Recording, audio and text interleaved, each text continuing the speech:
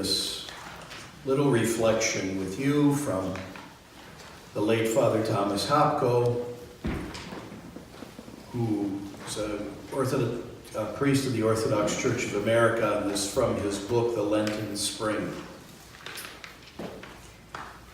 People sometimes think that Jesus' temptations were nothing, since he is the divine Son of God. They consider his sufferings as empty gestures, devoid of true pathos and pain, since he is God's divine Word, the one by whom all things were made.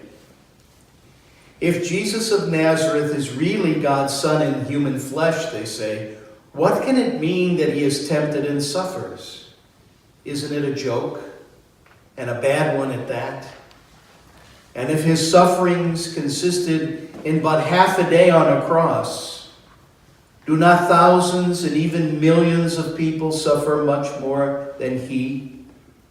How many people there must be who would gladly hang on a cross for a few hours in order to free themselves of months, years, and even decades of the most agonizing suffering and pain, and to be raised up for everlasting life but a day and a half later?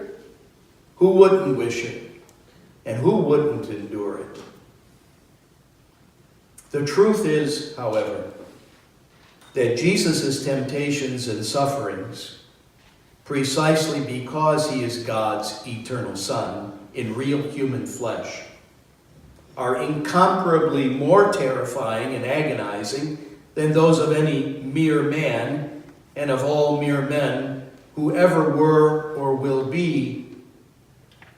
For Jesus is God, experiencing as God in his own human soul and body the rejections of his creatures, the betrayals of his brothers, and the abandonment of his own God and Father on the cross, for the sake of reconciling all creation with himself in perfect, unending communion and life.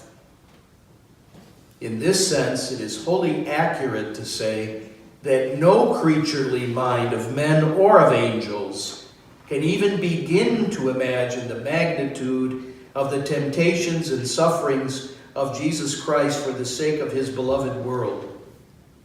In him, all temptations and all sufferings that ever were or will be are experienced to the boundless infinity of his divine person. His, therefore, are temptations and sufferings which transcend creaturely comprehension. They literally cannot be fathomed. They can hardly even be imagined. They can only be wondered at with speechless adoration and wordless praise.